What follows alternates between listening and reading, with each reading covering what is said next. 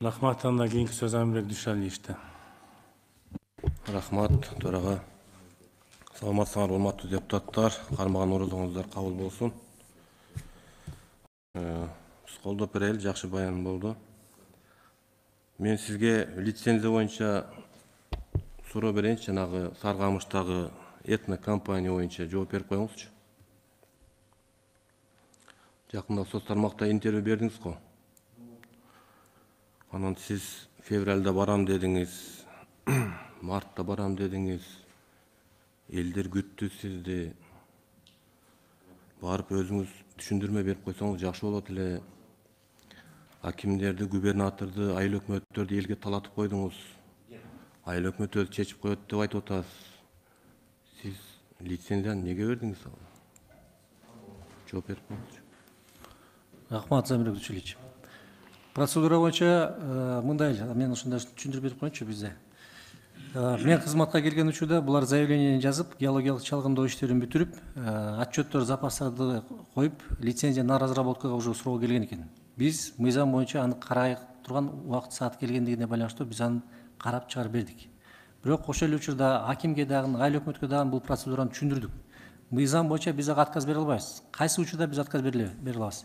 Эгерде ал жерден экологиялык нормаларды бузуп, же проектте көрсөтүлгөн иштердин так аткарбай же туура эмес иштерди жүргүзгөн болсо, биз тарапта эмес, бизде министерствода служба технического экологического надзора деген кызмат бар.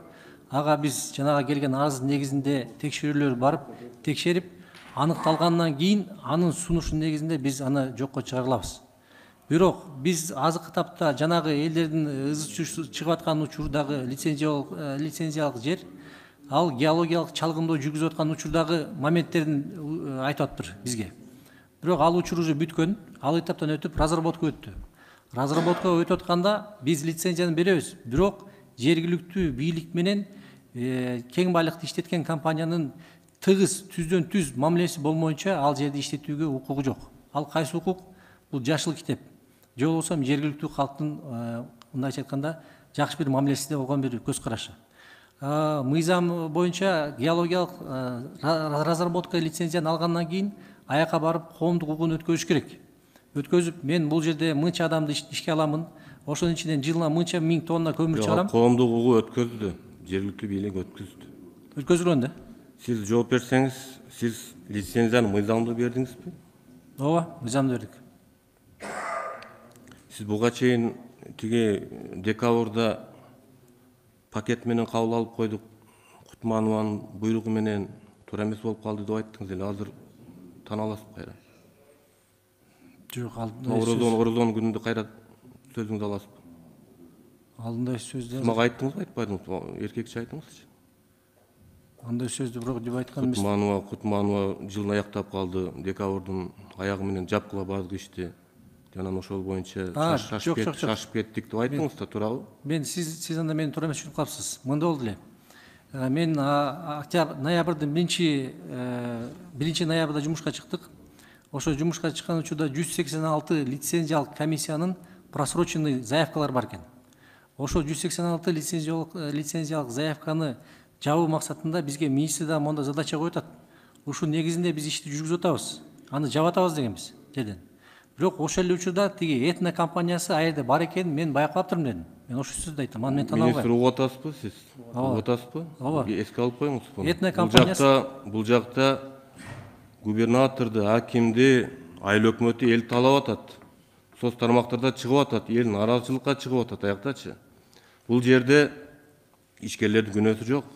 Ишкерлер дагы канча расход кылып койду, алар да күйүп калып атат. Алардын чуркагандарында ham чындык бар. Аким, айыл өкмөт айтып атат. Бирок алар айылдын статусу бар да, урматтуу министр, статусу бар, кызыл китеби бар, үйдүн госактысы бар. А булар лицензияны берип койду, айылдан көчкүлө деп атат. Мыйзамды жашап аткан элдер, ата бабасы жашап аткан элдер чыгып кеткиле деп атат. Бул жергиликтүү бийликте кандай күнөө бар? Дүйшалиевич, дагы биз түшүндүрүп коеюн. Лицензияны биздин мекемебиз берет. Бирок бергенден кийин эгерде ал лицензиялык участканын территориясынан бирөөнүн жашыл китеби же кызыл китеби болуп калса, ал ишкер ал жерден ишмердүүлүгүн жүргүзө албайт. Эмнеге сиз мен ушуларды жергиликтүү бийлик менен элдерди уруштурбаңыз, сиз барып жерине түшүндүрүңүз деп айтсам барбай койдуңуз? Сиз барам дедиңизби? Февралдын аягында.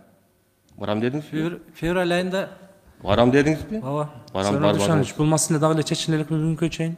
Чечиле элек. Эртең барат. Барабы? Эртең жөнөтөм. Жеринде барып чечиңиз. Жерине барып чечип келет. Нараачылыктар, урматтуу министр, мына ушундай биздин чиновниктер биз үмүт кылып атабыз да. Бул жерде ишкерлерде күнөө жок. Жергиликтүү бийликте күнөө жок. Айрым тургундардын күнөө жок. Болгону ушундай туура эмес лицензия берилип калып, кайым айтышып атат да бардычы. Мен бүгүн барып тактайын. Өкмөттүн өкүлү, сиз дагы ушул боюнча мындай жазуу түрүндө жооп берип коюңуздар. Мен сизди түшүндүм. Бизде мамлекетибизде ишкерлерди колдошубуз керек. Туура. Алар мамлекетке салык төлөйт, казына толот. Биз деле ушул жергиликтүү башкарууда иштегенбиз. Бирок мындай жол менен эмес да. Бардыгын макулдугун алып, ыраатчылыгын алып, барып ушу элдин тургундары менен жолугушууларды уюштуруп, анан лицензия берсе туура болмок да. Алып койсоңуз, Мен буну өзүм контролума алайын, барып тактайын. Бул маселеничи качан берилген, эмнеге берилген, эгер неме болсо, маселе чечиле элек болсо. Эми мындай да министр, эми каникулда үйгө барып атабыз да. Эл менен жолугууга барганда ушу бизди тосуп алат да. Бизге эми башка ишибиз көп да. Анан ар барган сайын ушул жолдон тосуп алып, кандай болду, эмне болду? Анан мен убада бердим, тиги орун басар келет экен деп убада бердим. Февраль айында барбады, мартта барам дедим, мартта ham барбады. Эмне кылыш керек эми? Барат анда. Рахмат. Кийинки сөз Амирбек Дүйшөлиевичте.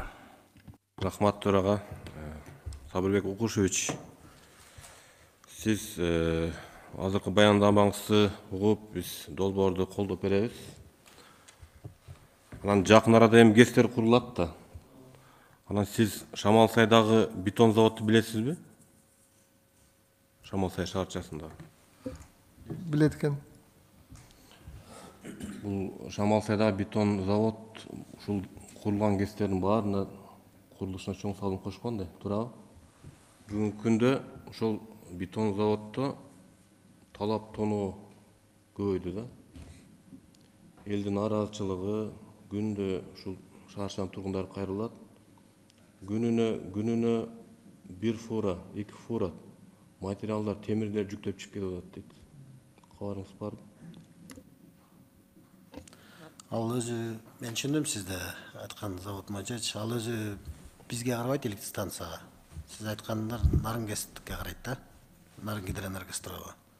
Силер көзөмөл кыласыңарбы? Жок, биз көзөмөл кылбайбыз. Ал өзүнчө акционерный общество. Бирок бүгүнкү күндө бизге карайт. Прихолдинг. Кандай? Станцияга карабайт да айтат. Станция карабайт, бирок Энергетика энергия министрлиги биздин эме карайт, контролго алалы, анда азыр маалыматты. Шуну көзөмөлгө алсаңыз, ушул завод боюнча ушул Шамалсайда буга чейин ушул энергетика министрлигине караган көп объектилер түшкөн да, иштеген. Бүгүнкү күндө бардык объектилер сатылып кеткен. Жеке менчикке өтүп кеткен.